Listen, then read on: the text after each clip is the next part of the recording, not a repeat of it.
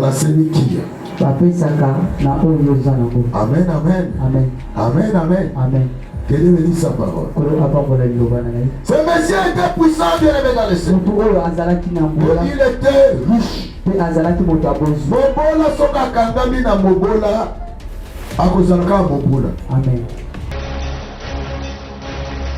L'Éternel avait visité son pays. Bien-aimé, j'aimerais dire quelque chose à une personne. Koyoka sonite ya kozonga esika na yo. Amen. Nalingi naloba na mutu moko. Koyoka sonite ya kozonga esika na yo. Avant de faire toutes choses, bien aimé dans le Seigneur, il faut demander l'autorisation. On t'autorise de prêcher. Quelque chose. C'est la raison, frère Shadrach. Toi qui n'as pas souffert, tu viens seulement pour glaner des épices. Est-ce que tu puisses glaner des épices? Que tu puisses glaner des épices. Que tu puisses glaner. Toi tu vas glaner. Toi tu vas mâchonner. Même dans les champs où tu n'avais pas de brasier.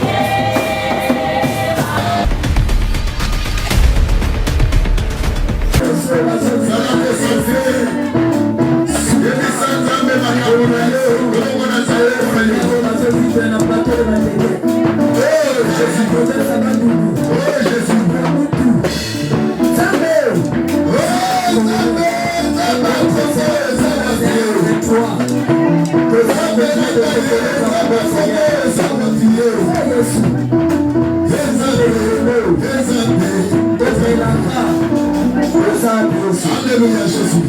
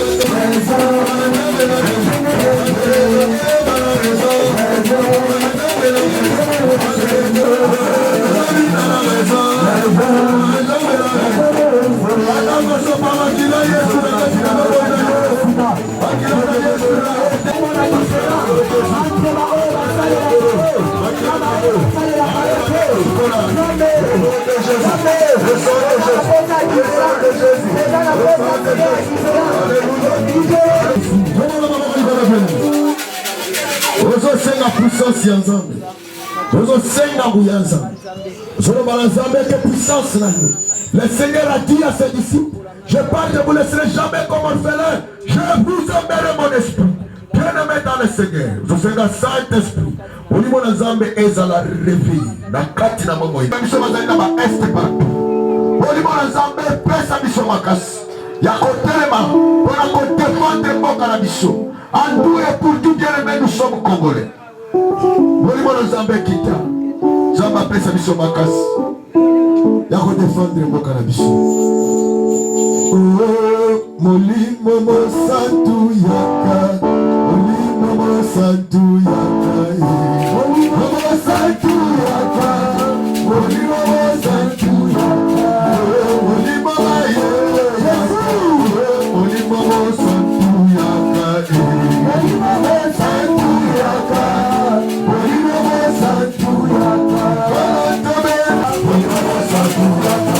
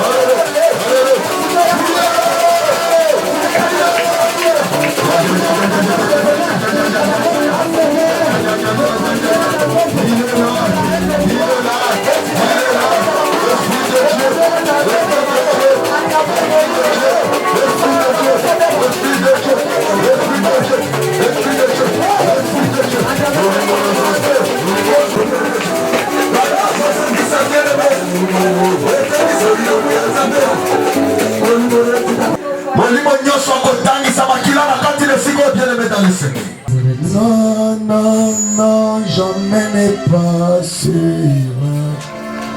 La parole de Dieu, jamais n'est pas sûr. Non, non, non, non, non, jamais n'est pas sûr. La parole de Dieu, jamais n'est pas sûr. Oh, si tu es pris, c'est toi qui passes. La parole de Dieu, jamais n'est pas sûr.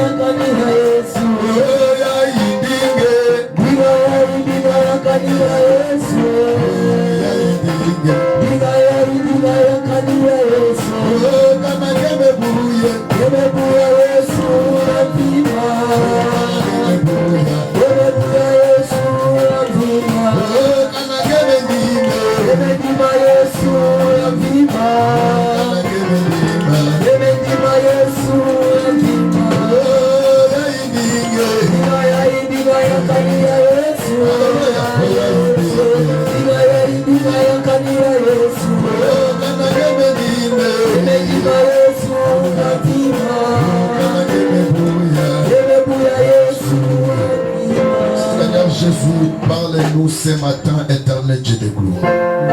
Toi, tu es la parole, éternel Dieu. Toi, tu es la parole, Seigneur Jésus. Regarde les moments, éternel Dieu de gloire. Nous voulons que tu puisses disparaître tout ce qui pourra être charnel, éternel Dieu.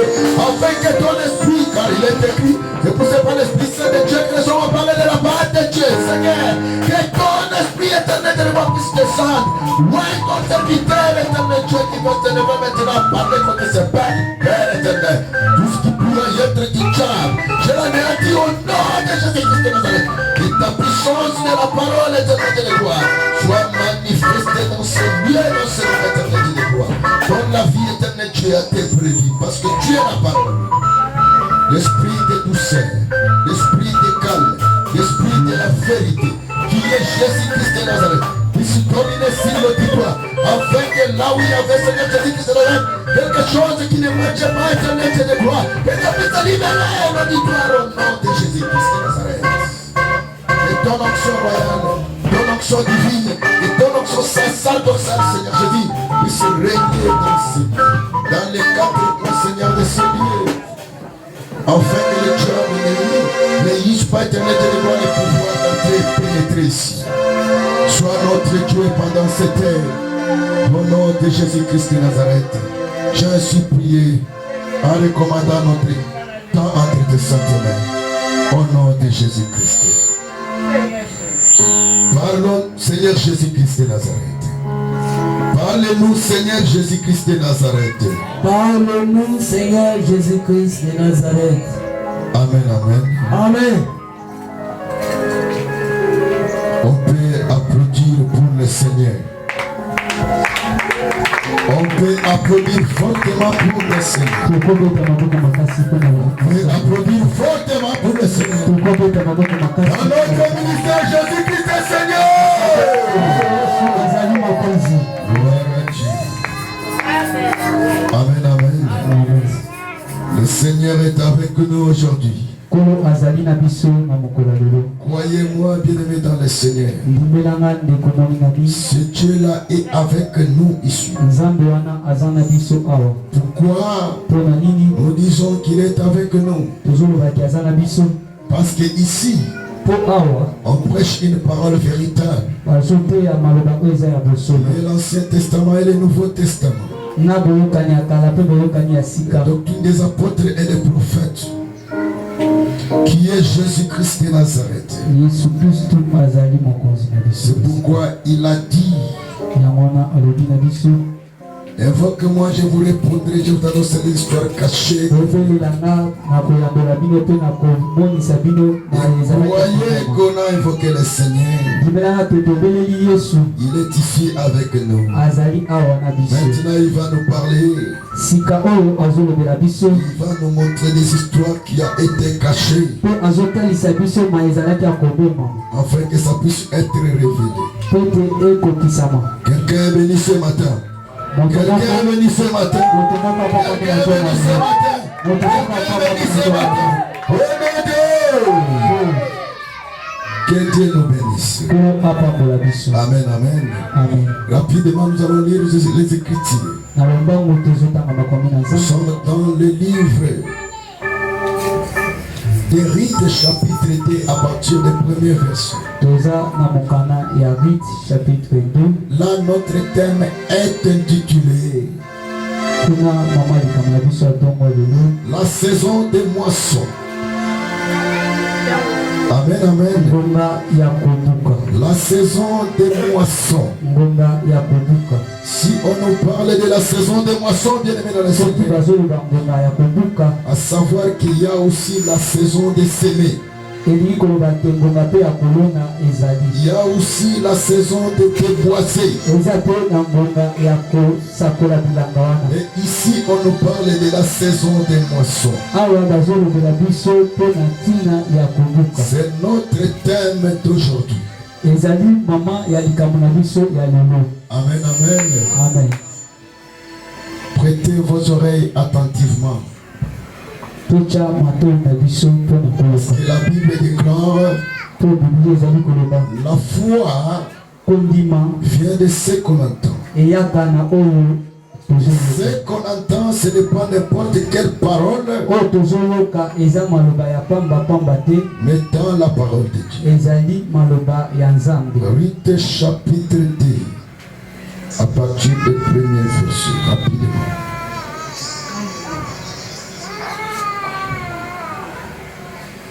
Rite chapitre 2. Avait un parent de son mari. Naomi azalaki na tata ya moboti ya mobali na ye. C'était un homme puissant et riche. Ezalaki moto ya nguya pe azalaki na bomengo ebele.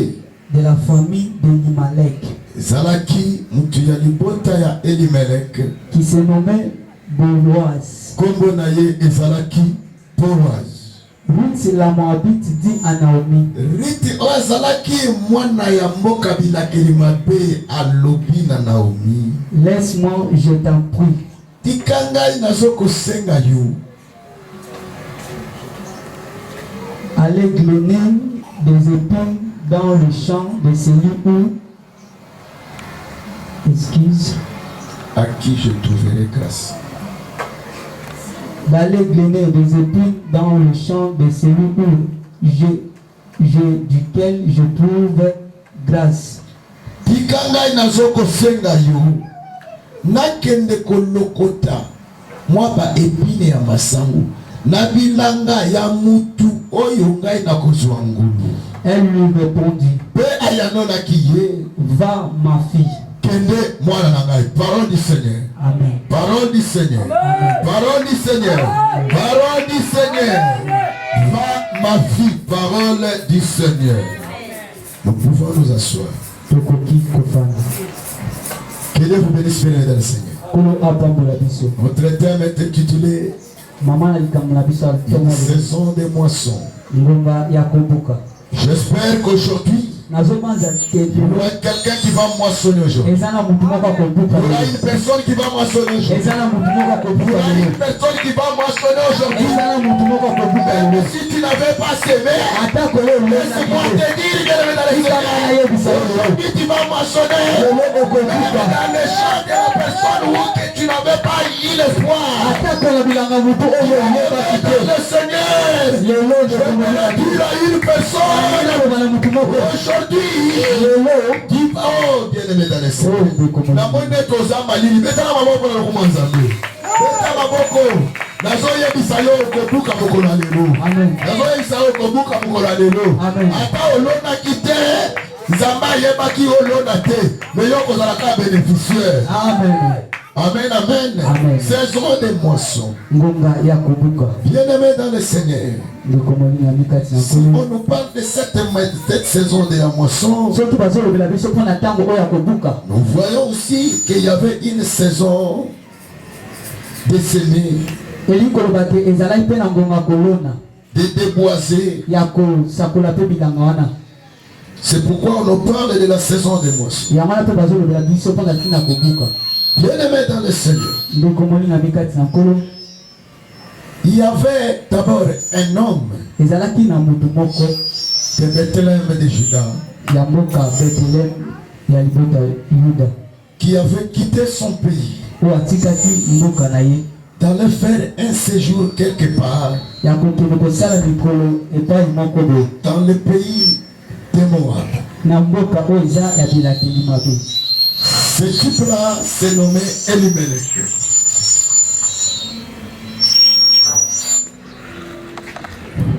Ce monsieur-là s'est nommé Elimelech. Il avait quitté son pays, qui était Bethléem, pour aller faire un séjour dans le pays de Moab. Or, le pays de Moab, c'est un pays de la malédiction. Ce n'était pas un pays qui a été béni. Or, Bethléem, bien aimé dans le Seigneur, c'est un pays qui est béni. Qui signifie maison de pain. Et ce type a préféré quitter ce pays pour aller faire un séjour au pays de Moab à cause de la famine. Amen, amen. Amen. Or, le pays où il était parti faire un séjour, c'est un pays de la malédiction. Quelle sorte de malédiction qui provenait de ce pays-là, bien aimé dans le Seigneur? Quelle sorte de malédiction qui provenait de ce pays-là, bien aimé dans le Seigneur? Il y avait un homme qui se nommait Lot, bien aimé dans le Seigneur. Il a quitté Sodome et Gomorrhe. Amen, amen. Amen. Et venir s'installer dans le pays de Moab. Là, nous connaissons bien l'histoire. Il fut resté seul avec ses deux filles. Il fut resté seul avec ses deux filles. Ndekorona atikalaki ye moko mobali na bana na ye basili bali. Pona nini mwasi na ye ayebaki na kokoma libanga ya mbungwa tangu babimaki akati na Sodome. E bana na ye ya basi balukaki moyen bakopie race ya tatana bako. Ils cherchaient des moyens à copier la race de leur père. Parce qu'il n'y avait pas de garçons là. Bien-aimés dans le Seigneur, la Bible nous dit et que Bana, basalaki ekobo na tatana ba. Bamelisi papa na bango masanga. Bamelisi papa na bango masanga. Na sima papa na bango kolang, basali ekobo na yi. Yaya ki. A réussir cop. Yami balaki a réussir cop. Yaliboso ne abotaki ba Moabite. Yami balé ne abotaki ba Moni. Zamba pa mo la biso. Amen. Zamba pa mo la biso. Amen. Sikoyo nakati ya mboka wana ya ba Moabite.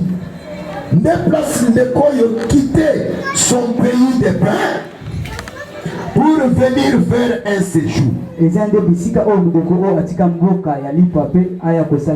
oubliant que, bien aimé dans le Seigneur, c'est un pays de la malédiction. Et la Bible déclare, lorsqu'il fut arrivé là, avec sa femme, lui Elimelech avait cassé sa pipe. Amen, amen. Amen. Lui Elimelech avait cassé sa pipe. Donc il était mort. Après quelques temps, ses deux fils aussi idam. Amen, amen. Amen. Et Naomi fit rester seule. Et elle prit la décision de rentrer. Amen, amen. Amen. Elle prit la décision de rentrer dans son pays. Parce qu'elle a appris que là, l'Éternel avait visité son pays. J'aimerais dire quelque chose à une personne. Amen.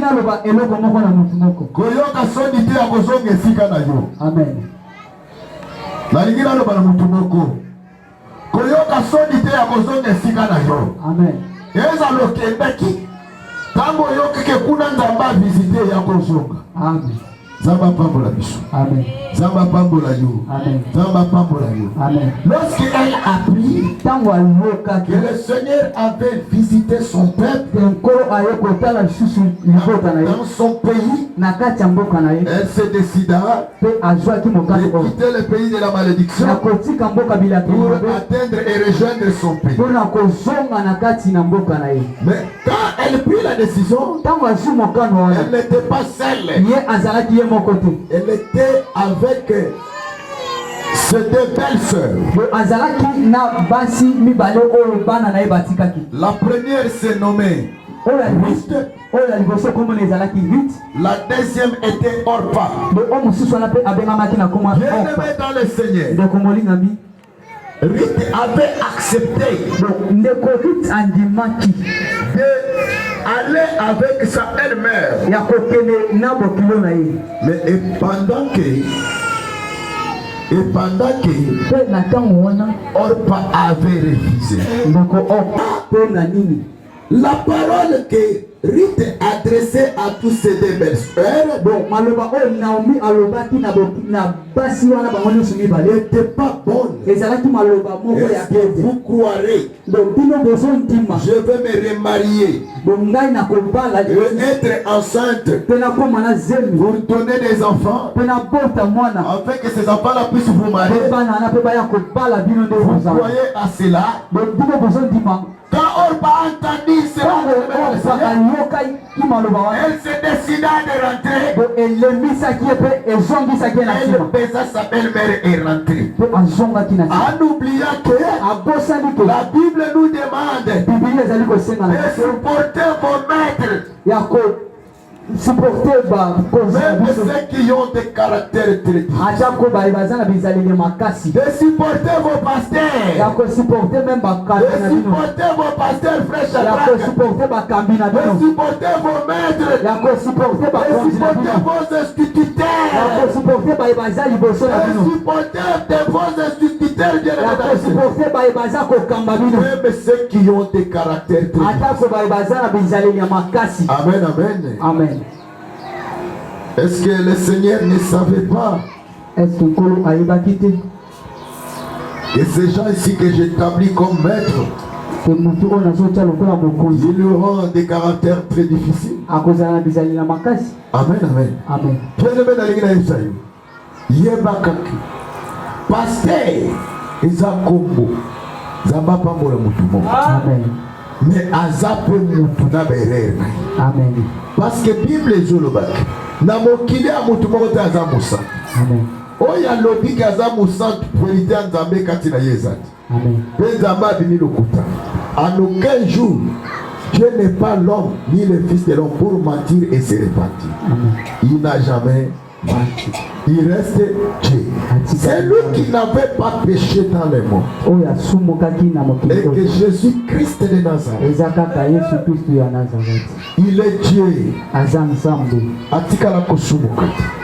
Que Dieu bénisse sa parole. On n'a pas oublié que Naomi azalaki pe mutu. Amen, amen. Amen.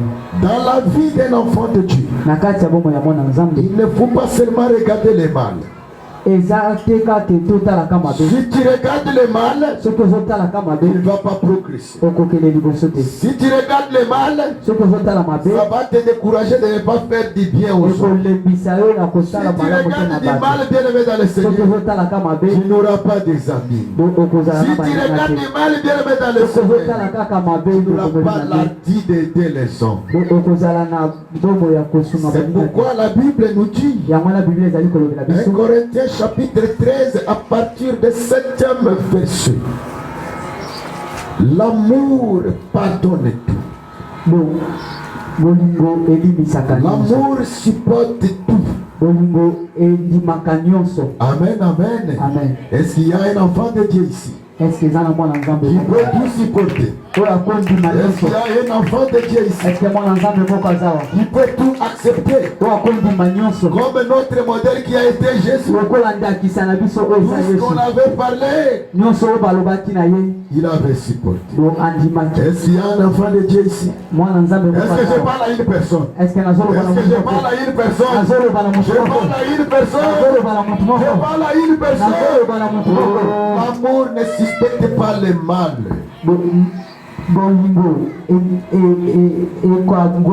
C'est-à-dire quoi, bien-aimé dans le Seigneur? Celui à qui que tu peux aimer ne va pas manquer du mal, bien-aimé. Bien-aimé dans le Seigneur, il sera aussi dans le mal. Mais toi, à cause de l'amour, tu ne verras pas ce mal-là, bien-aimé. C'est pourquoi la Bible déclare: supportez-vous les uns et les autres. Que Dieu bénisse sa parole. Mais on ne pas oublier ça. Le Seigneur a dit: supportez vos maîtres, supportez vos instituteurs, même ceux qui ont des caractères très difficiles. Amen, amen. Mais regarde, Rite avait obéi. Malgré toutes ces paroles-là, elle avait accepté de quitter son pays, s'attacher avec Naomi, sa belle-mère, pour sortir et retourner à Bethléem. Car bien aimé, lorsque elle a appris que le Seigneur avait visité son pays,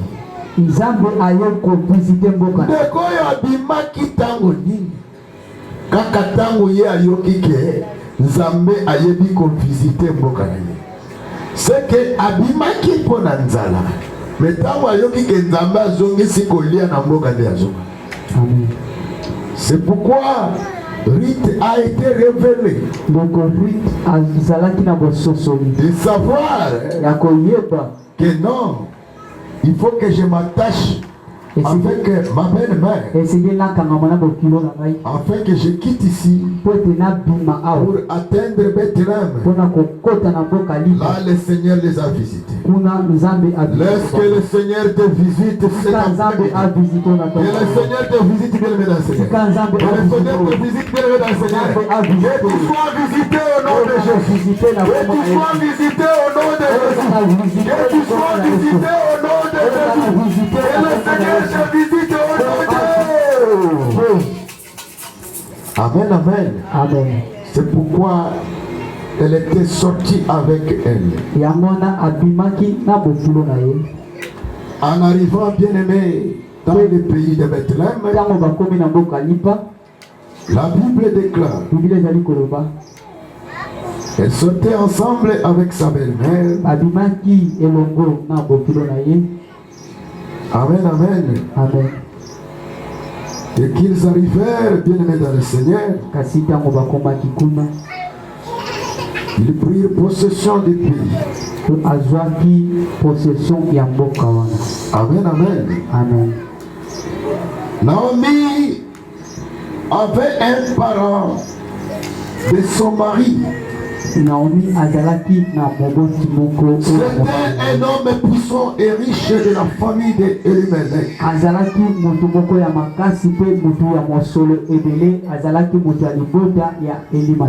était un homme puissant et riche de la famille d'Elimelech. Bien-aimé, je vais donner conseil à une personne à ne pas t'attacher avec quelqu'un qui est impuissant.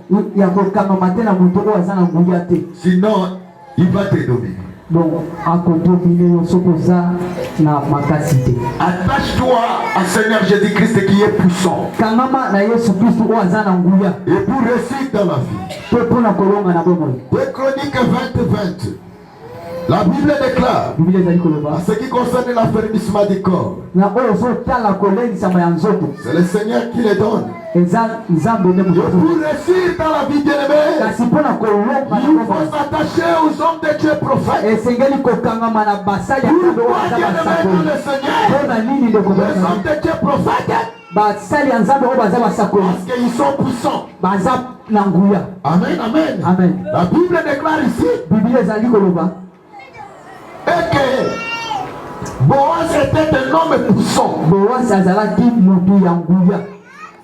Nous disons les hommes de Dieu prophètes parce qu'en ancien temps, 2 Chroniques, c'est l'Ancien Testament. On appelait les prophètes, tout homme de Dieu, on appelait les prophètes. C'est pourquoi la Bible nous dit de s'attacher aux hommes de Dieu véritables. Pas les hommes de Dieu de la magie, bien aimé dans les Seigneurs. Pas les hommes de Dieu qui s'est attaché au diable. Aux hommes de Dieu véritables. Amen, amen. Amen. La Bible déclare Naomi avait un parent de son mari. C'est-à-dire les parents de Elimelech. C'était un homme puissant et riche.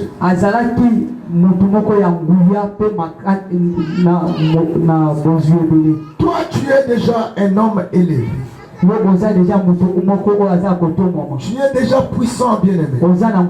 Mais comment tu peux t'attacher, bien-aimé, dans le ciel avec les hommes qui sont inférieurs?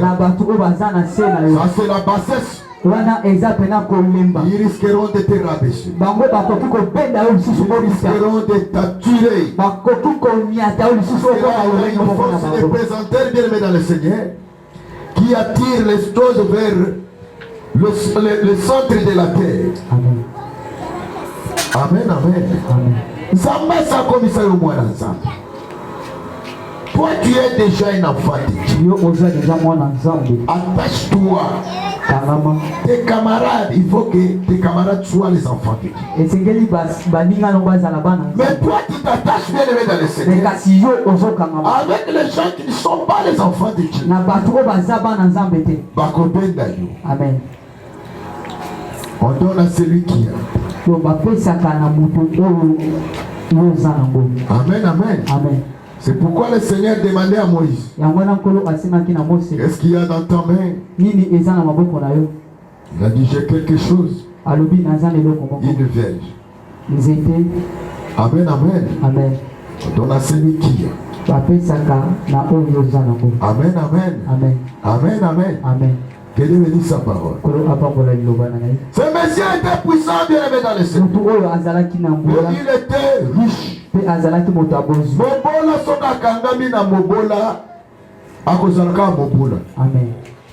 Olingo te. Obali mwasi ya mobola yope ngape mobola. Mobola plus mobola égal mobola.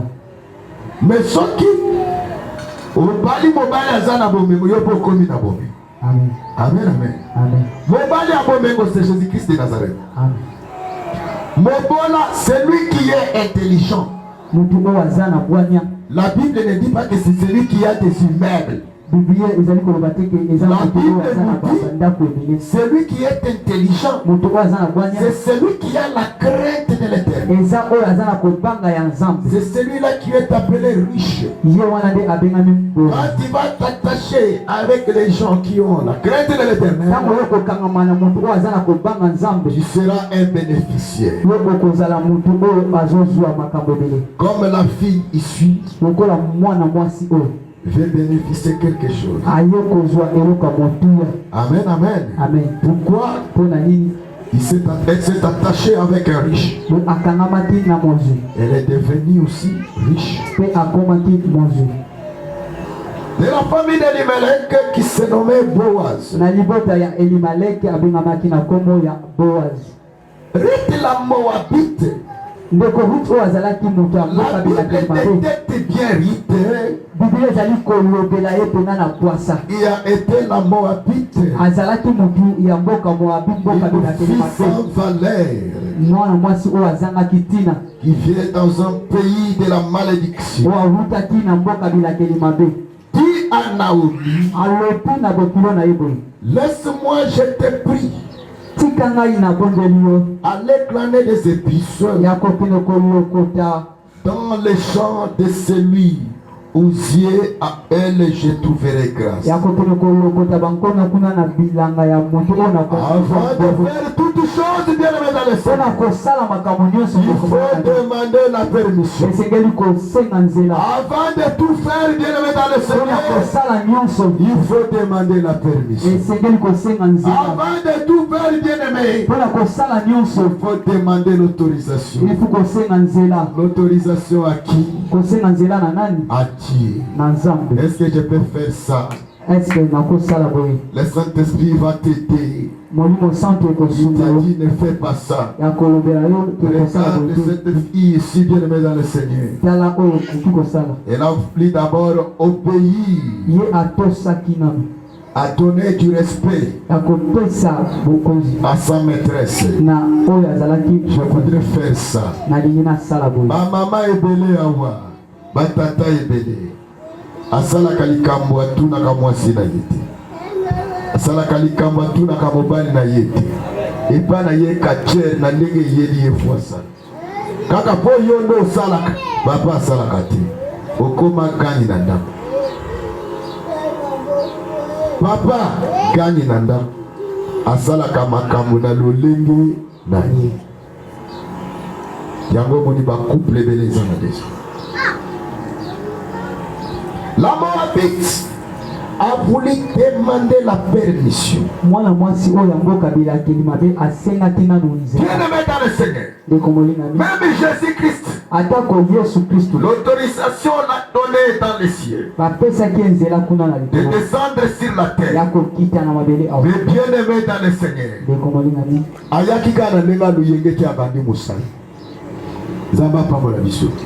il a attendu jusqu'à ce qu'il serait baptisé pour prendre l'autorisation de commencer à travailler. Luc chapitre 4. À partir de là, bien aimé dans le Seigneur, il s'est retrouvé dans le désert, combattu contre le diable. Il cherchait à se transformer d'une manière spirituelle. Avant de faire toutes choses, bien aimé dans le Seigneur, il faut demander l'autorisation.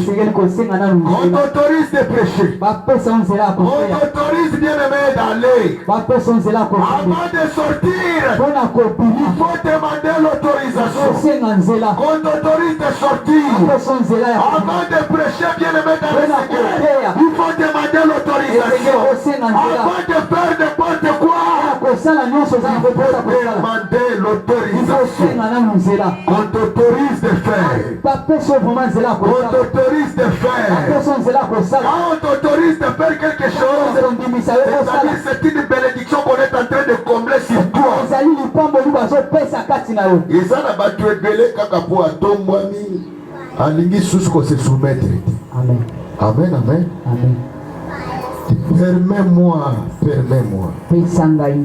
d'aller glaner des épices au champ de celui à quel je trouverai grâce. Amen, amen. Amen. Elle a répondu, va ma fille. Va ma fille. Va ma fille. Si on t'autorise d'aller, c'est-à-dire tu sors avec la bénédiction. Amen, amen. Amen. Elle alla glaner dans un champ derrière le moissonneur. Nous avons dit bien aimé dans le Seigneur. C'était une saison de la moisson. que cette fille ici avait eu l'article de sortir, quitter son pays de la malédiction. Et venir bien aimé dans le Seigneur à Bethléem. Ce n'était pas quelle saison, bien aimé. Si on nous parle de la saison des moissons, il y a une saison de déboiser. Il y a une saison de brûler le feu. Il y a une saison de semer. Et il y a une saison bien aimée de moissonner. Bien aimé dans le Seigneur. Ces gens ici n'avaient pas déboisé. Les gens ici, bien aimés dans le Seigneur, n'avaient pas déboisé. Ces gens ici n'avaient pas semé. Ils étaient venus, bien aimés dans le Seigneur, glaner. Amen, amen. Parce qu'ils ont calculé la saison. Ils ont calculé la saison. Ce n'était pas n'importe quelle saison où ils étaient arrivés. Ils ont calculé lorsqu'ils entendirent. Et là-bas, le Seigneur a visité son peuple.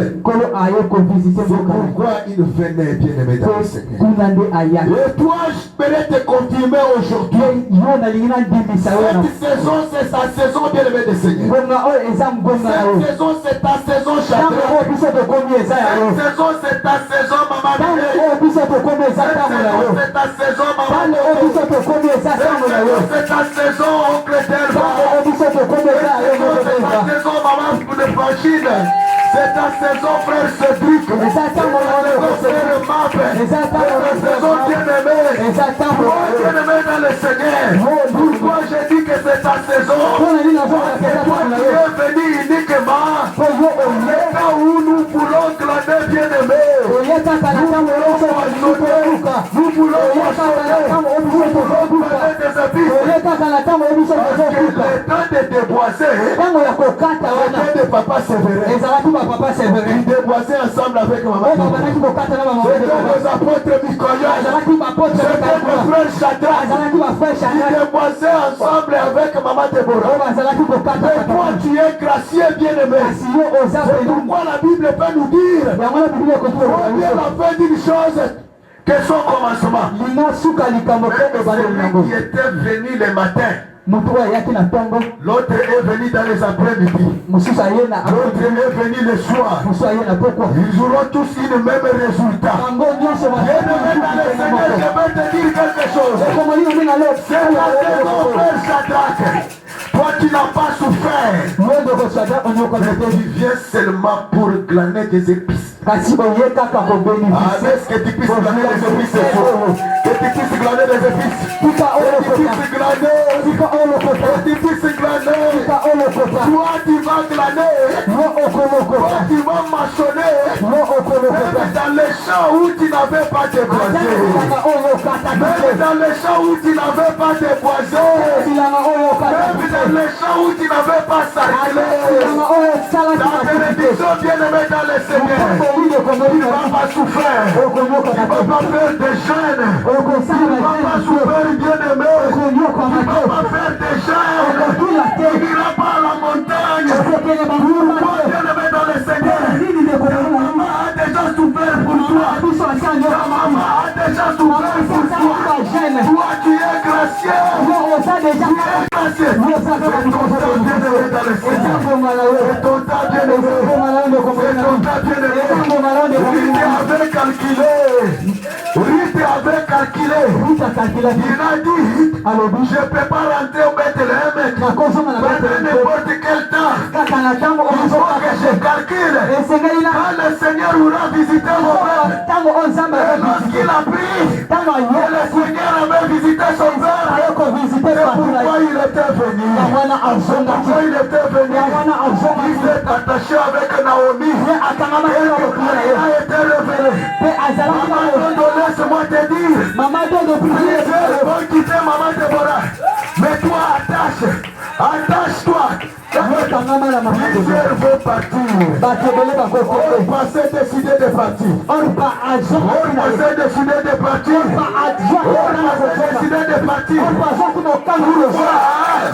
Parce qu'elle ne voulait pas supporter sa belle-mère. Mais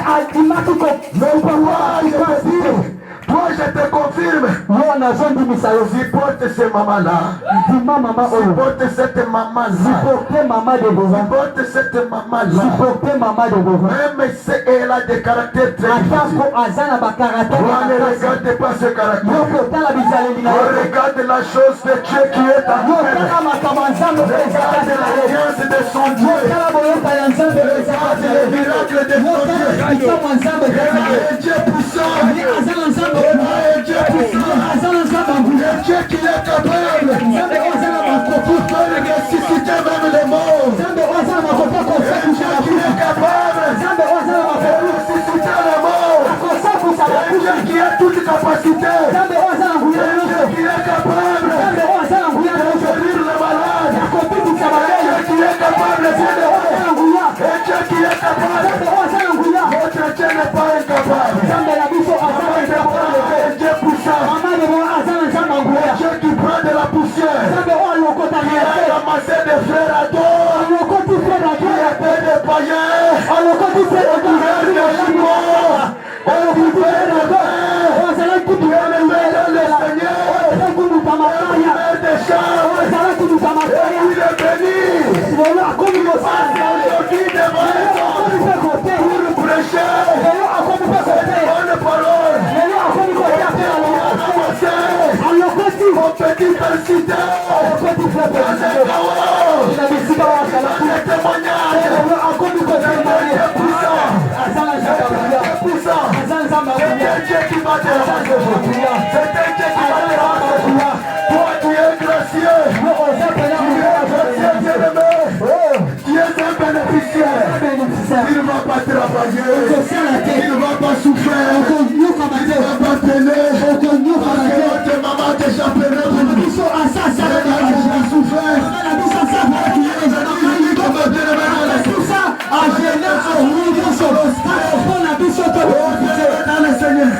Ce n'est plus le moment de débourser. Ce n'est plus le moment de débourser. Ce n'est plus le moment de semer. C'est le moment de la moisson. C'est le moment de la moisson. Dernière trompette. Je vous parle. Tant que l'homme de Dieu. Ce n'est plus le moment de blaguer. Ce n'est plus le moment de blaguer. C'est le moment de moissonner. Toi tu vas moissonner. Même là où tu n'avais pas semé. Même là où tu n'avais pas semé. Tu auras Dieu, oh je bien aimé dans le Seigneur. Tu auras grâce aux yeux de l'Éternel. Le Seigneur va t'envoyer même des anges pour te soutenir. Le Seigneur va t'envoyer des anges pour te soutenir. Le Seigneur va t'envoyer des anges pour te soutenir. C'est un Dieu qui n'est pas incapable. Pourquoi il a fait ça bien aimé dans le Seigneur à travers Abraham. Pour que la bénédiction d'Abraham soit accomplie. Il a fallu que l'ange de l'Éternel puisse apparaître. Pour que la bénédiction d'Abraham soit accomplie, il a fallu que l'ange de l'Éternel soit apparaître bien aimé. Le Seigneur t'envoie ton ange. Il envoie ton ange bien aimé. Que le Seigneur envoie ses anges à te voir. Que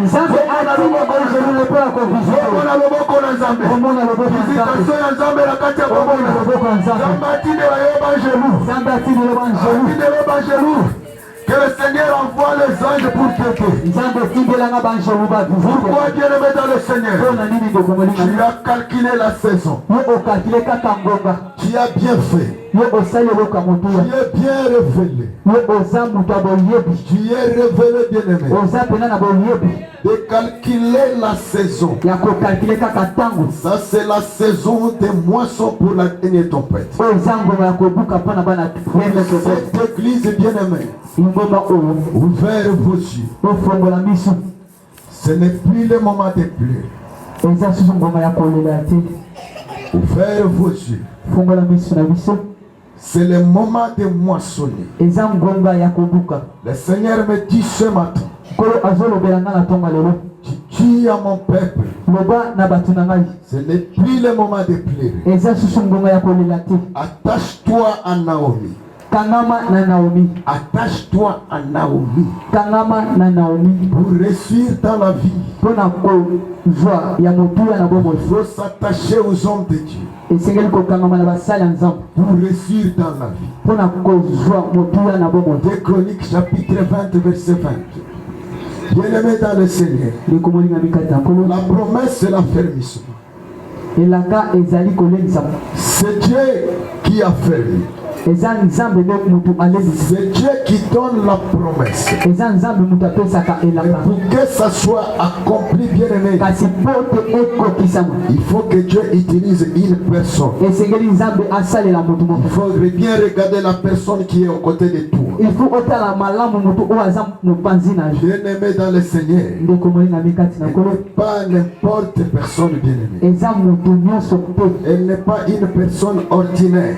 Aza mutu ya pamba. C'est une servante de l'Éternel. Aza mosali ya Nzambe. Nous qui êtes issus, Biso oyo toza awa. si nous voyons Soki tozomona les gens quitter même à l'étranger, bato bazowuta na mosika venir ici bazoya awa parce qu'ils comprennent mpe bazomitima que la saison des moissons, bazoyeba ke eza ngonga ya kobuka. la saison des moissons. Eza ngonga ya kobuka. Mais toi qui es ici, Kasi tala yo oyo oza awa. risqueras-tu d'être comme Orpa?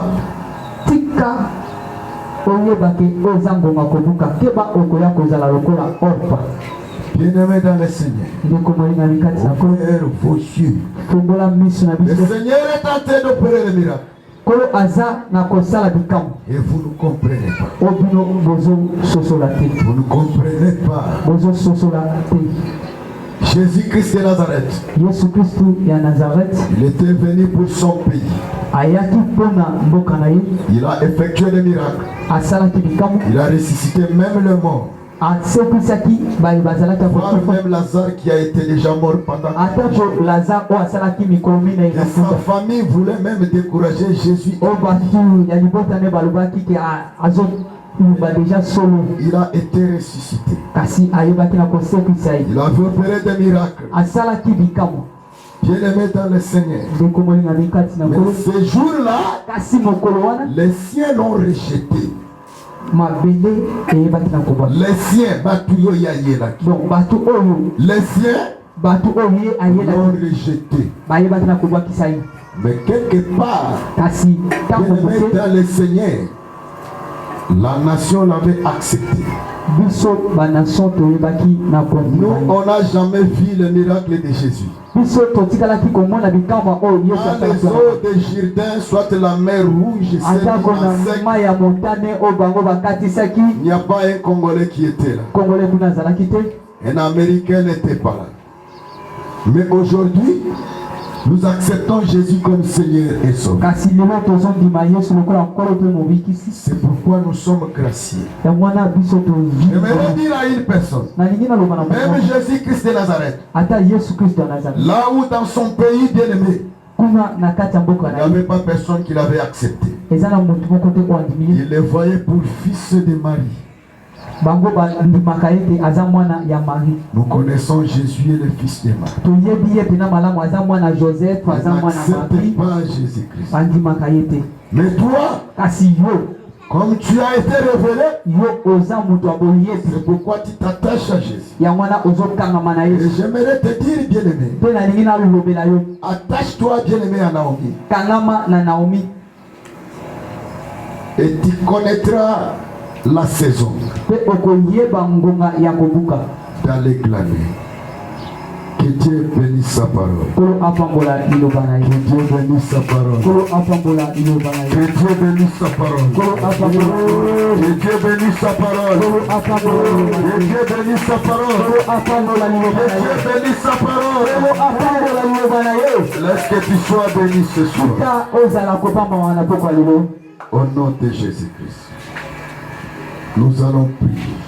Tozosambela Bien-aimé dans le Seigneur. ndeko molinga mikati na nkolo. Sois fort aujourd'hui. Zala na makasi lelo. Nous voulons prier. Tolingi tosambela. Il faut saisir les opportunités. Esengeli osimba ngomba oyo. Quand la parole de Dieu sort, Tango maloba na Nzambe ezobima. ça sort pas en vain. Ezobima kaka boye na Ça pamba. sort accompagné de miracles. Ezolandisama na bikamwa. Nous voulons prier.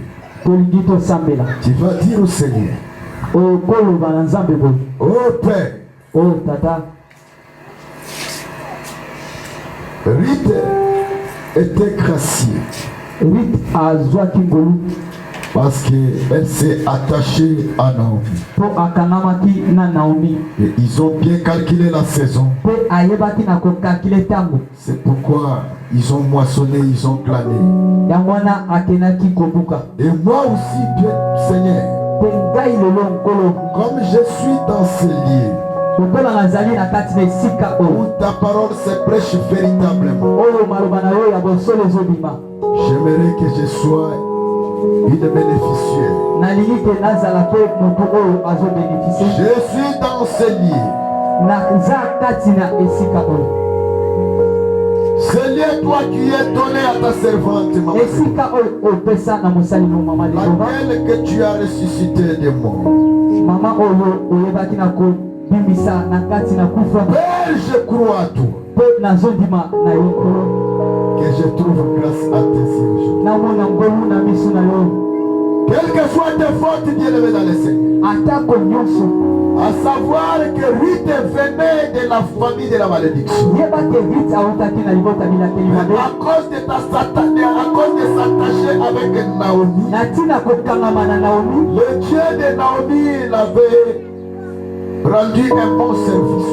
Nzambe oyo ya Naomi ayebaki na kosala ye bikamwa. Et tu dis à Jésus, Pe ozoloba na Yesu. toi tu n'as pas changé. Yo obongwani te. Aujourd'hui, Lelo. comme je me suis attaché avec le Dieu de Maman Déborah, Lokola nakangami na Nzambe ya mama Debora. si réellement c'est toi qui es ressuscité, Maman Déborah, Soki ya solo pena eza yo mutu osekisaki la na liwa. prendre dans le séjour des morts et la faire revenir à la vie. Ozwaki ye na kufa pe ozongisi ye na bomoi. Que je trouve grâce à tes yeux. Nalingi namona ngolu na miso na ngai. Commencez à prier. Banda kosambela bisika ozali. Élève ta voix. La grâce de Dieu est en train de circuler sur le diplôme. Bombela epai ya Nzambe. Et ce Dieu-là ne regarde pas tes péchés. Maloba na Nzambe balobeli biso na posa. Et ce Dieu-là ne regarde pas tes péchés. Po bilakeli ya mabe ya libota na yo elongwa. Si Dieu regardait les péchés, Esengeli okangama na Naomi. cette fille si bien-aimée dans le Seigneur, Esengeli okangama na Naomi. qui a quitté le pays de Moab, Pamba te Ruth azalaki moto abilakeli mabe. n'allait pas avoir grâce au Seigneur. Azalaki moto ya mboka oyo bakelaki mabe. Alléluia. Azalaki moto ya mboka abilakeli mabe. Alléluia. Meloko nini esali ke Ruth aya kobeneficie? Eza parce que akangamaki na Naomi. Jésus. Akangamaki na Naomi. Alléluia. Akangamaki na Naomi. Jésus. Bien-aimé lelo mpe otiki ndako na yo. Alléluia. Otiki esika na yo. Otiki libota na yo. Otiki esika ozalaki. Oye kokangama mpe na ntongo ya lelo na Nzambe oyo ya mama Debora. Alléluia. Bien-aimé kolinga te ozala Orpa. Alléluia. Kolinga te ozala Orpa. Po Orpa mpe atikaki libota na ye. Ayaki kokangama na Naomi. Jésus. Me na ntango moke Alléluia. Orpa ayebaki na kotika Naomi. Pe azongaki lisusu na mboka bilakeli mabe. Bien-aimé ntango okangami na Nzambe asolo kolinga te ke ozonga lisusu na nsima. Kolinga te ke ozonga lisusu na nsima. Kolinga te ke ozonga lisusu na nsima. Kokanisa te ke ntango onga azongaki nsima azalaki lisusu na lipamboli te. Azongaki na bilakeli mabe. Azongaki na bilakeli mabe. Kasi ndeko Ruth lokola azalaki mwasi ya mayele. Omakomi na Nzambe ezoloba ye mpe sage bâtit sa maison. Yo lokola ozwi mayele. Yo lokola ozwi mayele. Awa soki bazoloba mwasi, soki bazoloba bit, ndeko okozwa mboka na image ya mwana.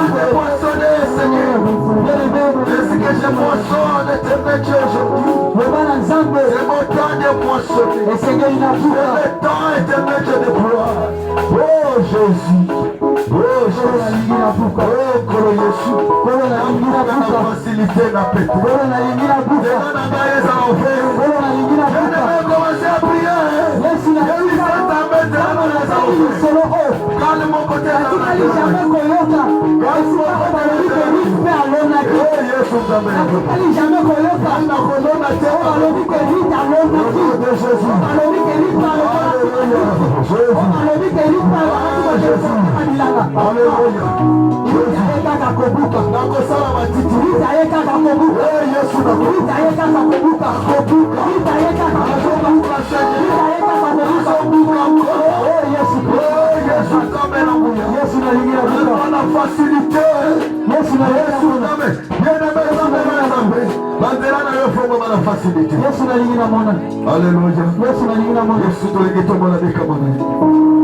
Jésus-Christ de Nazareth.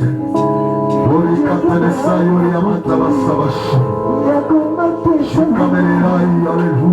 Jésus.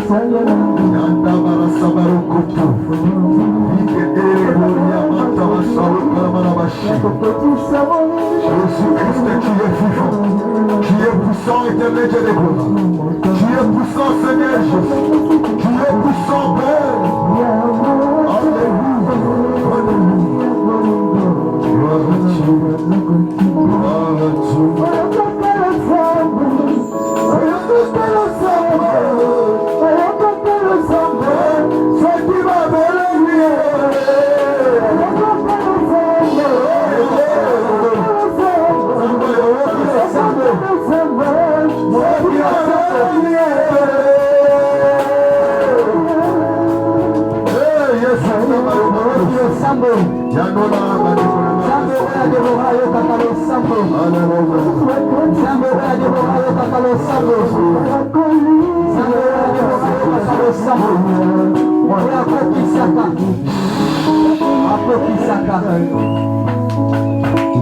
Seigneur, bénis-nous, Seigneur Jésus-Christ.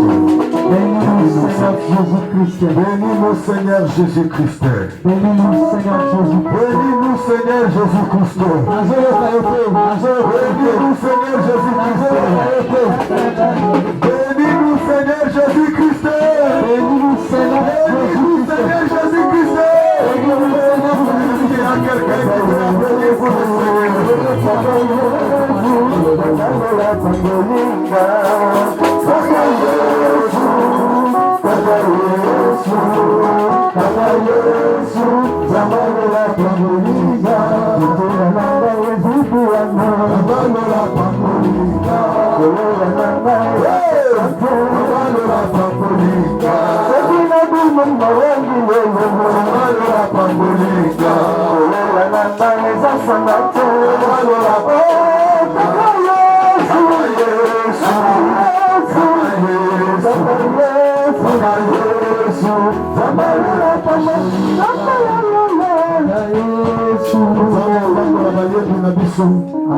Amen, amen. Amen. Kikanza mapambola. Amen. Ok, batil biso bitunga. Simba offrande yo. Bien-aimé, tu vas qui va prière à vendredi. Vous avez la prière à l'isséquité. Zamba pambola motoboko. Amen. Croyez.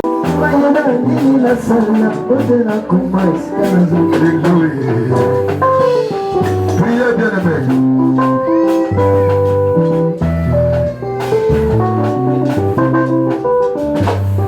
Nakuna yo ezala béni.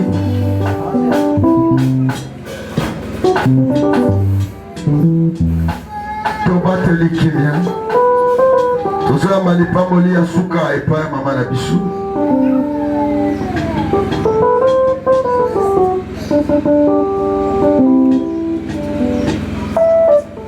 Batela kimia. Tango mama zokosambela yozo ndima kaka amen. Amen, amen. C'est que maloba nyonso azoko déclarer pour la biso la prière prophétique ya lelo ekokisama pe elata nzoto na yo. Amen. Ntango azokoleka tometeli Yesu Kristo maboko.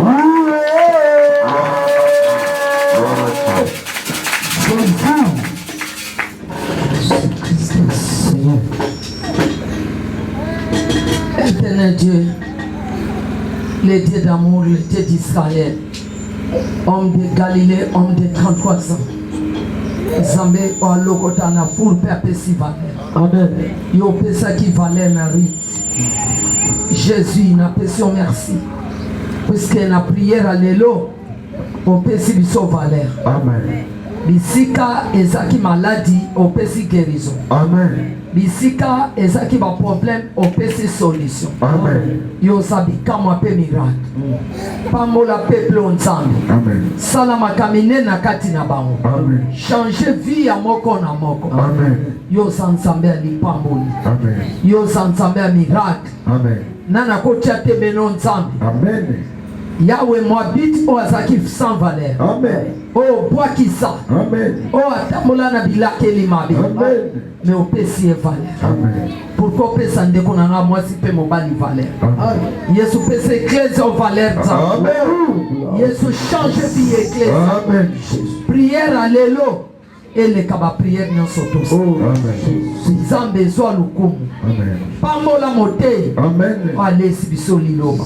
Ton solution na puissance. Amen. Onction royale. Amen. Onction sacerdotale. Amen. Onction divine. Amen. Au nom de Jésus-Christ. Yesu pambola modérateur. Amen. Mutu nyonso apesi offrande. Wapesi Galate 6. Kolo pambola. Amen. Bana onyoso mike. O bazo ban examen na mokola lendi. Ban école primaire nyonso pambola. École secondaire pambola.